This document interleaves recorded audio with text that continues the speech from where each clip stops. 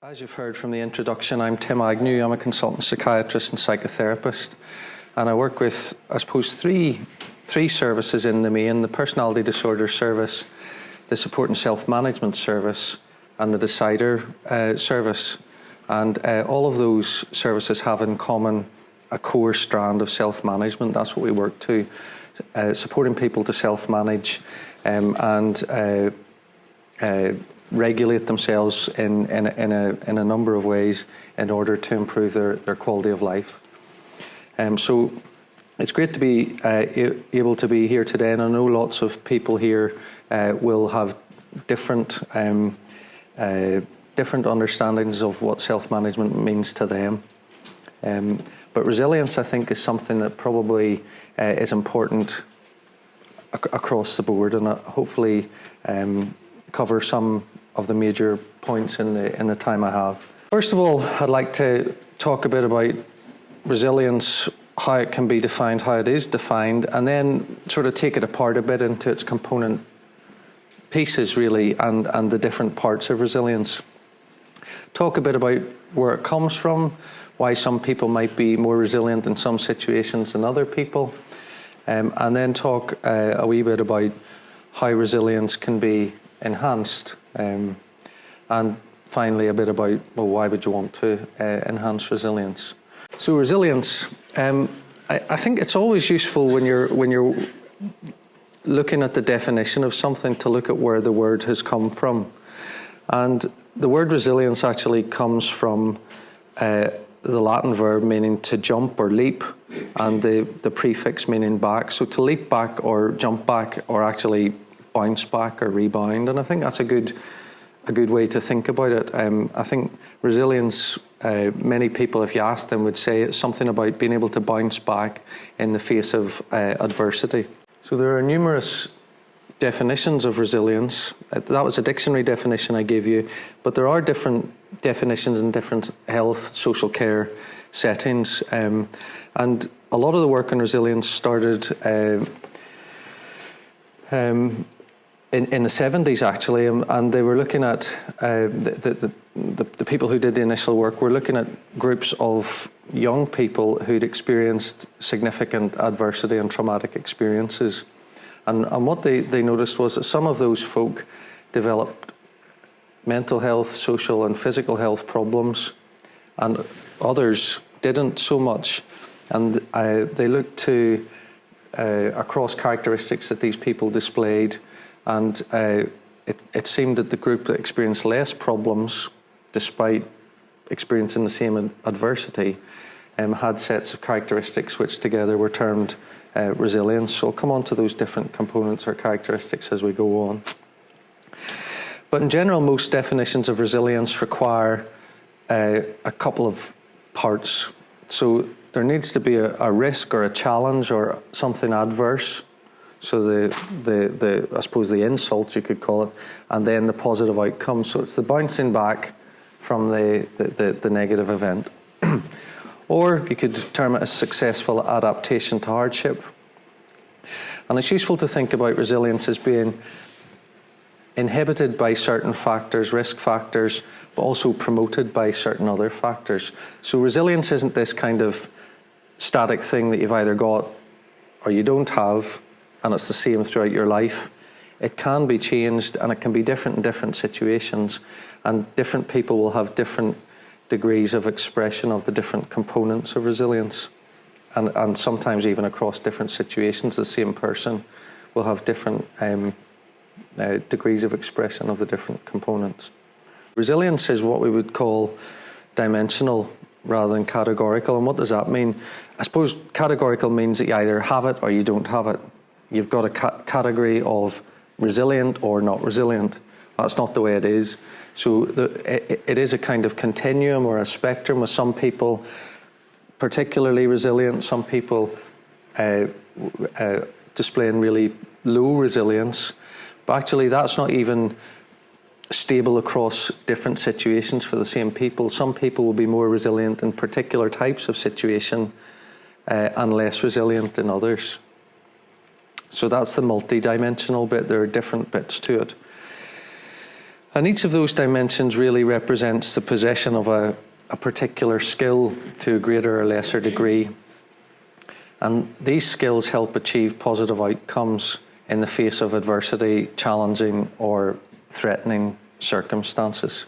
So the behaviours of resilient people, again, a lot of this original work was done on young people, but it's equally applicable across the entire age range, which is very apt today because we've heard the broad range of ages of folk here, and I think that this applies across the age range. So what do resilient people do? They work well, they play well, they love well, and they expect well. So work well is work or work-related activity or some kind of meaningful structured activity that people engage in. It could be education, could be work, could be voluntary work, could be something else like that. To play well is engaging in activities that give you a sense of pleasure, whatever that might be. That could be any number of things, and everyone here will have their own things that they like to do in their leisure time that give them a sense of pleasure. They will love well, so that means to be able to make and keep relationships in the broadest sense, and to expect well, to have a sense of hopefulness, and I think that will be touched on in some of the presentations later today. So what sits behind these characteristics, these behaviours? So these are the main categories of resilience. These are the main components that have time and time again been shown to be important parts of resilience. So there's social competence, and I'll go on and explain each of those in a wee bit more detail. There's self-regulation, problem-solving skills, insightful awareness, sense of purpose, and autonomy. So social competence, what is that? I suppose it's effectiveness in relationships of all kinds, really. So the ability to make and keep healthy, reciprocal relationships.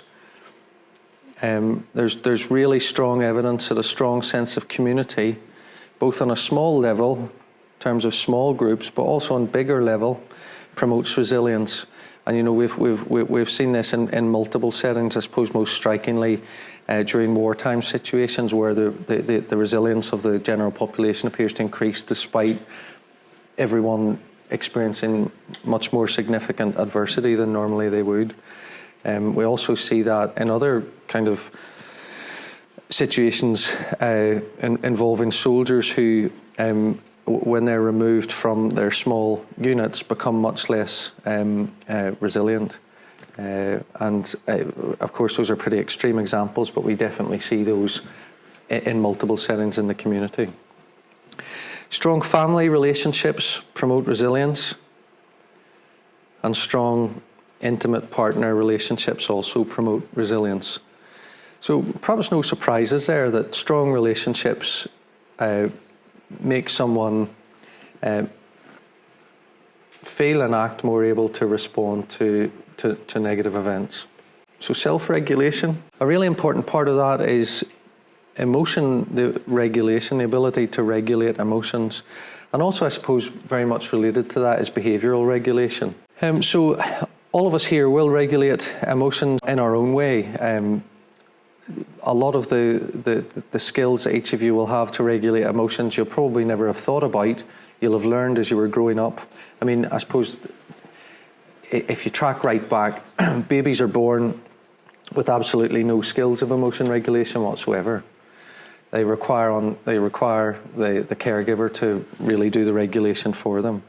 And over time, that soothing, that regulation that the mother does, or the father, or the aunt, or the uncle, or whoever else, picks up the baby, soothes the baby. The baby then starts over time to learn to do that themselves, and to recognise firstly that emotions can be regulated, and secondly to regulate, to learn how to do that for themselves independently. Obviously, that process takes quite a long time, and I suppose that when people reach adolescence or early adulthood, there are a range of levels of ability to emotionally regulate. And I suppose part of that is due to the experience that children, young people have had developmentally, the experience of caregiving that they've had. But also there is a temperamental bit to it. So back to the babies, I mean, babies are born with different levels of capacity to experience negative emotions. So some babies will be, right from day one, much harder to settle and okay. So if you emotionally regulate them. Okay. So some babies will be warmer right from the very start. Some will be harder to settle. So that's the temperamental bit. But a good caregiving environment will remediate the lower natural ability of the babies who are less emotionally regulated over time. So there's a bit of nature and nurture like most things. Problem solving skills. So this is really the ability to generate solutions for situational and interpersonal problems. So being able to identify problems as they arise in life and being able to work out what to do about that. Now, that's something that everyone will have to some degree, but it's also a skill that can be developed. And I suppose all of us will have the experience of going to a particular friend or family member for a bit of advice in a particular situation because there's a sense that they are pretty skilled at solving problems in that particular area. In and amongst that is the ability to set goals, understand the general direction and aims that you want for life, and to overcome obstacles to those goals. The next one is insightful awareness, and that's about reflective awareness of the current situation. And in a sense, I suppose that's about being able to take a step back, often from, I suppose, emotional situations, but not always, but take a step back, see the big picture, and sort of work out what's going on in a non-judgmental way. And that's important, I think, to just see objectively what's happening. And in that sense, I suppose the non-judgmental deliberate awareness stance is similar to a stance that would be adopted in mindfulness practice, which I think you might hear about later as well. Autonomy is to do with a sense of identity, a good sense of who you are, what you like, what you don't like, what your goals are, what your values are, all these sorts of things. And leading on from that is the capacity for independent action, to be reassured that you can act as an agent in the world and have an effect on things in the world and in your environment, and that the world doesn't just happen to you. And that last one, internal locus of control, that's what that's getting at. So that means that the sense of where control sits is inside, that you affect the world. And there are many people with an external locus of control who feel that they don't really have much control over the world, that the world just happens to them. And people with that kind of view, understandably, are less resilient. Finally, a sense of purpose. So again, that's linked with autonomy, I suppose. That's to do with values, being aware of what your values are. All of us will have values. Some will be more aware of those in an explicit way and will have reflected on those than others. Meaning, this is really, really important, I think, that in a sense, I suppose we all need meaning in everything we do to get either pleasure or satisfaction from it. And it's also worth, I think, reflecting on that. You know, what does your routine and the things you do actually mean for you? Goals are in there. Hopefulness is in there. And I think, you know, hopefulness is something that a lot of these things will come on to briefly talk about skills that can be learned to boost those. Things like hopefulness, you can't really force. Things like sense of self-agency, you can't really force. Those things emerge from competent behaviour and good results over time. So we've been through the different components, and it's probably worth saying that certainly in the service and the services in which we work, we see people with a really wide range of expressions of those different components, and some people are quite unskilled in a lot of those components. And some of the things you might think, oh well, sense of identity, of course, and I know who I am. Lots of people don't have a particularly strong sense of who they are. Lots of people don't have a really well tried and tested set of skills to emotionally regulate or solve the problems that life puts before them. But luckily, these are all things that can be helped, and skills can be learned to help people self-manage. And I suppose you can see how this relates to self-management. This is the context in which self-management for particular conditions sits within. This is self-management in the broadest sense. Okay, here's a big diagram. This attempts to link together a lot of what I've been talking about. So it tries to show how ACEs, which is adverse childhood experiences, but can stand really for any adverse experience that people encounter. Those experiences interact with genetic factors. So the babies I talked about, one born warmer and one born harder to settle. So one will naturally be more emotionally sensitive there than the other.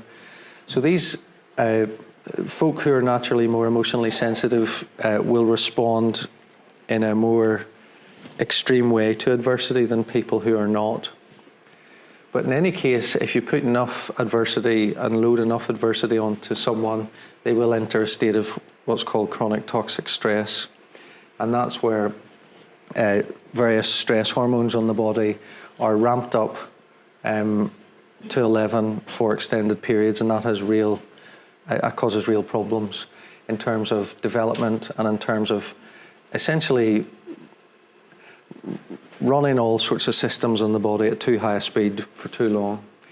And that leads to problems socially in terms of how people think and in terms of how people manage their emotions. And those things in turn lead to social problems, health harming behaviours, mental disorder, but also lots of physical problems. This is implicated in lots of physical problems. So how does this relate to resilience? Social, cognitive and emotional impairment is actually a lack of skills to manage relationships, how you view the world and yourself, and regulate your emotions. And in a sense, those are the skills of resilience. So if you teach the skills of resilience, you can reduce the chronic toxic stress and reduce the outcomes in terms of health harming behaviours, mental disorder, social problems, and even help to ameliorate physical conditions. So how do you do that? How do you enhance resilience? So just a recap on the main categories of resilience, the components. And each of these components can be met with a set of skills. And the way we think about it in the service within which we work is that if people have reduced resilience, then we think about it in terms of skills deficit, that they don't have the skills to manage social competence as effectively as they might, to regulate themselves as effectively as they might, to solve problems as effectively as they might, to be as aware on purpose as effectively as they might, to have a sense of autonomy and purpose. But a lot of these things can be taught. So for social competence, skills can be taught to manage relationships, called interpersonal effectiveness skills. For self-regulation, basic self-maintenance skills, eating, sleeping, substances, diet, all of exercise, meaningful activity, all of these things can be taught as skills and help people plan and self-manage these things. Problem-solving skills can be taught, mindfulness can be taught, or practice can be entered into, I suppose, more properly. Sense of purpose, goal-setting skills can be taught, and people can be helped to reflect on values and meaning. But as I said, autonomy and that kind of thing is probably emergent. This is a decider. This is a set of skills that we use, and it runs through a lot of what we do. And we run training in Inverness, and we've trained over 1,200 people so far in health, social care, third sector, volunteers, other public services, and that programme is ongoing. and we accept applications from any partner organisation or people that are linked to NHS Highland. And there'll be a workshop relating to the decider skills called The Canoe and the Tortoise, is that right? Later this morning, so if you want to hear a bit more about that, that's the one to go to. So why enhance resilience? Increases likelihood of positive outcomes despite challenging circumstances. And also, this conference is about self-management. Specific self-management limitations are usually in the context of a broader disturbance. So lots of self-management approaches can be for particular conditions, and that's really important, but it's also really important to get the broader context correct, because sometimes if someone's not managing, for example, diabetes as effectively as they might, or airways disease as effectively as they might, there might be other things there linked to the broader context that can be looked at to increase the overall self-management and the specific self-management. So just finally, we started off with the definition of resilience and where it came from, but I left a wee bit out, and the wee bit I left out was compare result. So result, the word result is actually from the same root as resilience. So within the words themselves, I suppose there's a recognition that how resilient something is influences outcome. Okay, thank you. Thank you.